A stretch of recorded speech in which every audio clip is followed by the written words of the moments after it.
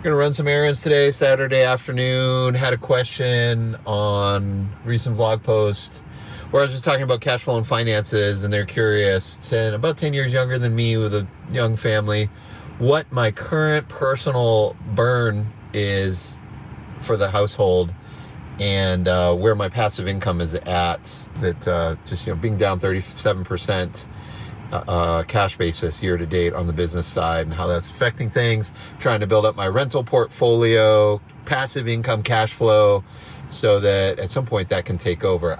I still get paper checks. I'm at the bank, just deposited those. It was just under $15,000 in checks. So I've been in a couple months here, just cash flow pain. Thought I'd run through kind of on the media business side how I plan for things. So I've got, once the check's clear, I'll have a balance of $24,000 in business checking. Now, last month, maybe 6 weeks ago, I had to pull 20 grand out of savings and put it in my business checking just to cover monthly operating overhead. And I got to reimburse myself at some point here. It's not going to happen in the next 30 days. So the business, I plan each month that it's going to burn about $10,000. That's excluding payroll.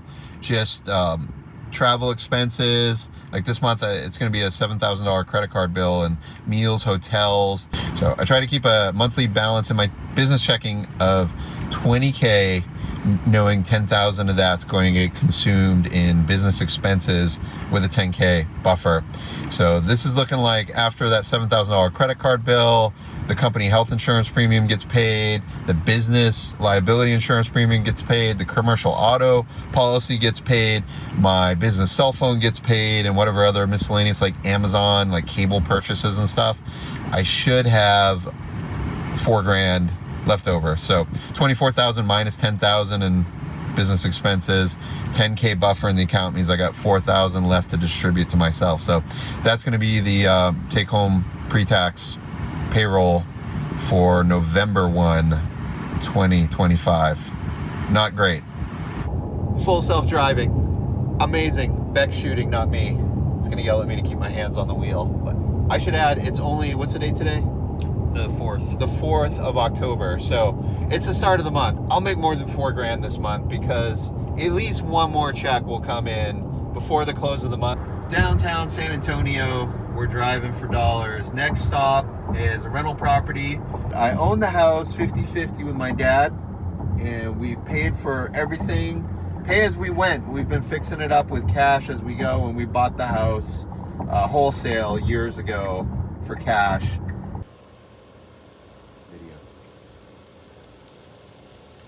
3-bedroom, 1-bath bungalow in San Antonio. What's your guess on the monthly rent? Well, it's a whopping $1,300. It's about $100 below market, but the tenants have been there for several years. They reach out to me a couple days before the first each month just to remind me to make sure I'm going to come get the rent. Never had a problem when they've been excellent, so I'm not motivated to increase the rent because I'd rather make $100 less a month and know they're going to stay there longer term. The place is fairly neat, little bit of wear and tear. So 50-50 split with my dad. That doesn't mean we each get $650 because I have to pay property taxes, property insurance, and maintenance reserve and vacancy allowance. So after I subtract those items from it, it works out to $379 each. All right, jumping back to the vlog post from maybe 2 weeks ago now.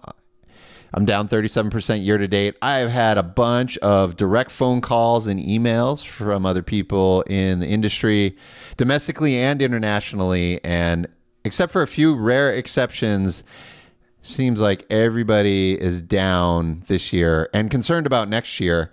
And lots of good comments. If you missed some of the reading through these comments from that vlog post, there's some good discussion in here, and a few trolls. I engaged a few, or they look like trolls. I think one of them wasn't. I just kind of maybe overreacted to the response, but lots of high quality signal to noise in here. But I want to refer back to my business cash flow. 10K a month burn on the business. Is that really the case? I was second guessing myself after making that statement. And here's a 3-month snapshot from the last 3 months. So first of all, receivables are down. And this is 3 factors, as I alluded to in that previous vlog post this year. I've just had a lot of schedule conflicts the last couple of months. I'm already booked and I get 2 or 3 more offers for that same block of time. The slow pay is killing me. So there are 2 ways to look at reports. Cash basis and accrual basis. Cash basis is what matters. Cash flow. If I don't have money in the account, I can't pay bills. So if I rerun this report in accrual mode when I generated the invoices, the company's healthy this year. I have a profit. I can continue to take my payroll at the same amount that I have been. But for this 3-month gap, I am not taking any pay. And I'm just waiting on invoices to come in, and I gotta hustle a bit here. I gotta get some other business. I only had 13 grand in July that came in. August was nothing essentially, and then 7,300 in September. October's I'm positive in October, but at the moment I'm still only up about 4 grand in October after expenses. But why am I burning 10 grand a month on the business side? Let's go through it. So I got this automobile expense in July. That was the van needed, one of the new catalytic converters had to be replaced. I think there was an oil change and some other minor service. Came in at $2,400.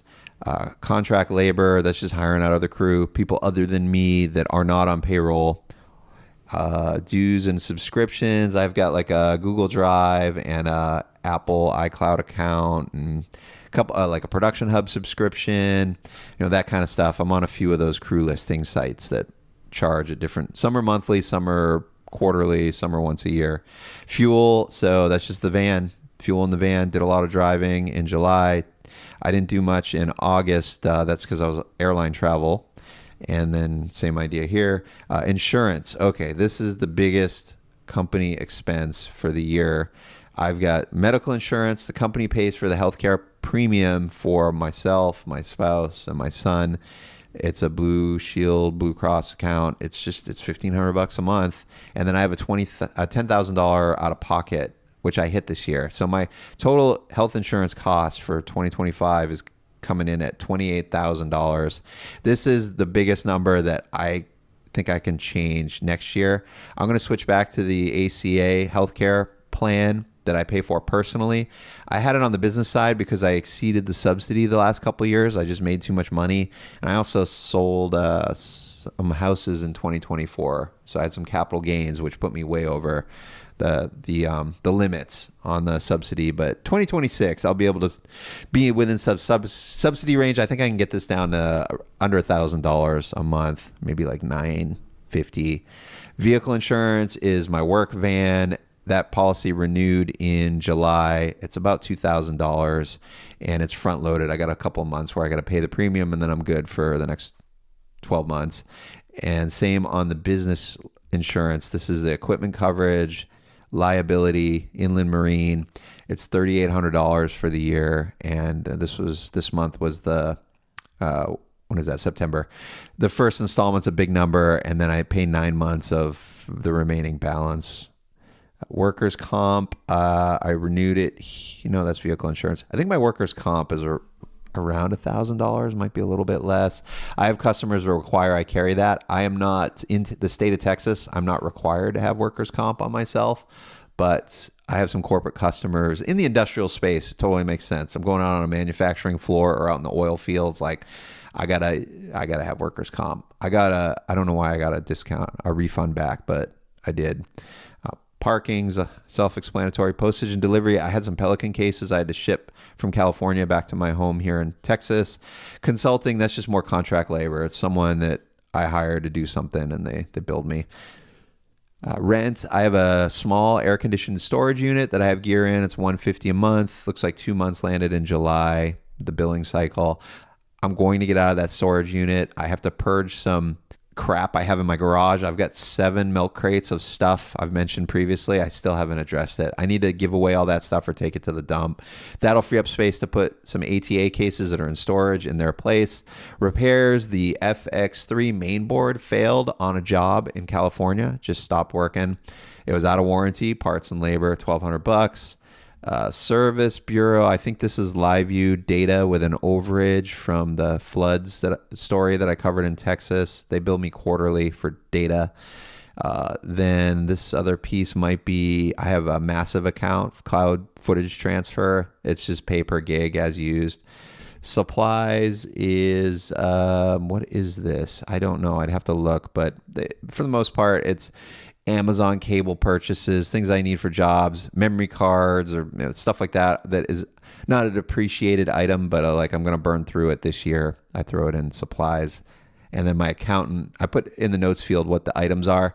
And when I do taxes with the CPA, they'll kind of call me out on some things like, no, that's really a depreciated expense. CapEx, not a supply, which doesn't show up on the P&L. This is no gear. There are no gear purchases on here. Those are on CapEx.